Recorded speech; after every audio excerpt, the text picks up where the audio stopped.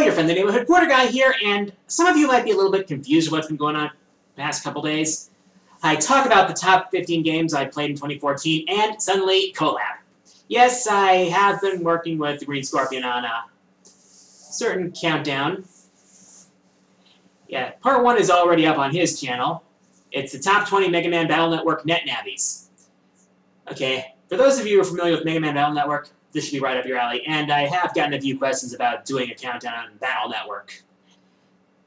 Yeah, right now Oscar's, well, at the time this video is being recorded, Oscar is sending me part 2, and he told me part 2 had to be broken up because, let's just say there is a lot we need to explain about these net navies in the top 10. So, yeah. So, at the time of recording, he's sending me part 2, and I should be able to get it up either tonight or tomorrow. So you should look forward to that. Now, people have been asking me about my thoughts on the death battle between Sol and Ragna. All I have to say is, come on, Screw Attack, I know you're better than this. I'm not questioning the result of it. I mean, considering the range of experience between Sol and Ragna alone, that would be enough to give Sol the edge. But they left a few things out of account in terms of Blaze Blue's story.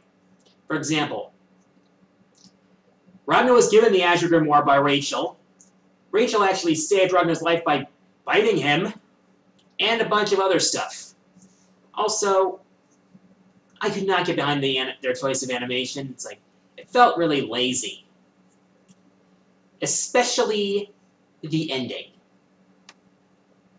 When Ragna went Black Beast on Sol, I thought things were really getting interesting. And then Sol one-shots him! One-shots him! Consider this. According to the Blaze Blue story, the Black Beast was incredibly resilient. Ordinary weapons couldn't even scratch him. Granted, Sol's weapon is no ordinary weapon, and Sol is no ordinary man, but it took 6 overpowered heroes with magically supercharged weapons to finally beat the Black Beast. You'd think it would take more than one hit from Sol to finish him off. I'm sorry, but I expected better from this. I don't care about the result, but how they came to that result and the animation really disappointed me. But enough talk about regrets, let's get to user questions. First question comes from James McDade, who asks, what do you think about Nintendo exiting Brazil?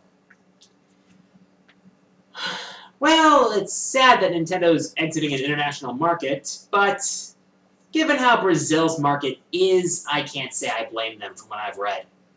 Because apparently, Brazil has incredibly high tariffs and export taxes, making legitimate means of owning a video game at all, Nintendo or otherwise, extremely expensive for them. Just really sad. It's like, and if no one can afford to buy their stuff, then what's the point of staying in a market? I hate to say it, considering how much I've loved Nintendo over the years, but you gotta face facts. Sometimes it's best to cut your losses and get the heck out of Dodge.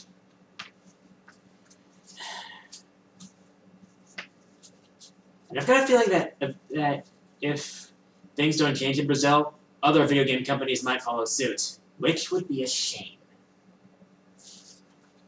Next question comes from John Yoshi, who asks, how do you think Shulk plays in Smash 4? Pretty much how I figured he would. I've talked about Shulk potentially being the ultimate strategic fighter, potentially. And, yeah, it sort of feels that way in Smash 4. I mean, the backslash works as advertised. I mean, you deal a lot more damage if you hit an opponent from behind. And the various Monado arts that you can use, including a few that weren't in Xenoblade Chronicles, but yeah, this is Smash Brothers we're talking about. We're talking about the series that gave Captain Falcon fighting moves. A racing game character who never fights in the actual games gets fighting moves. So I guess we shouldn't be surprised that they took a few liberties with Shulk from Xenoblade Chronicles.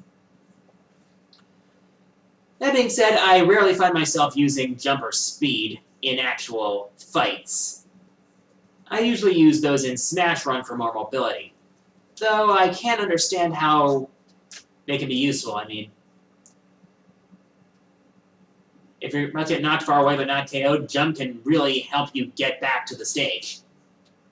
Also, I gotta love how they use the chain attack as the final smash. That's just awesome. Although I wish they could have had more characters in that final smash than just Dunban and Ricky. They could have brought together the whole cast for that one. I mean, the whole playable cast for that one. Still, Shulk is awesome, and I really enjoy playing as him. I'm really feeling it! Next question comes from Poyo Ride, who asks, do you want Zero in SSV4 as DLC? That would be awesome. I mean, if you take a look at his playstyle from X4 onwards, you would see that his playstyle is pretty much tailor-made for Smash. He's got the diving moves, the projectile, the charging attack, the recovery moves, the final smash. Pretty much all that can be found in X4, X5, and X6. And as far as the final smash goes, I could see him either doing the Rekoha or doing that double attack thing from X8, which I admit would look pretty damn awesome, considering how awesome they look in X8. Hey, I liked X8. Don't judge me.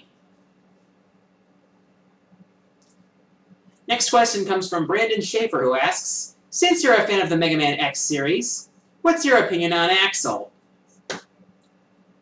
I cannot think of a single character in video games that has gotten more undeserved hate than Axel. I mean, yeah, Axel was bad in X7, but then again, almost everything was bad in X7. Even the soundtrack was pretty hit or miss. But you're missing two important things about Axel. X8 and Command Mission. In X8, Axel's gameplay was improved considerably, as was his personality and his voice acting. As far as gameplay goes, it's like they improved on his transformation ability, which no longer activates automatically, but activates when you trigger it, which is a good thing, because you shouldn't be forced to use his ability if you don't need it, and it shouldn't run out right when you need it on account of having activated automatically. Also, the weapons he got in X8 further differentiated him from X, which is definitely a good thing, because in X8 there was a reason to have a team of X and Axel. And then there's Command Mission. He's got a stealth mode for a hyper mode, which pretty much prevents him from taking damage. And then his action trigger allows him to transform into the bosses to attack. The bosses! That is awesome and shows definite improvement. Which is why I want an X9 more than ever, because I want to see Axel's final fate. I'm sorry if I spoiled anything for anyone who hasn't played X8 and still wants to play it. Which I hope people want to do after they saw Top 15 Worst Mavericks. Please. X8's a good game. I promise. Well, at least I think it's a good game. Final question of the day comes from MattFreeze57, who asks, you want the Green Bay Packers to make it to the Super Bowl this year, don't you? Freaking duh!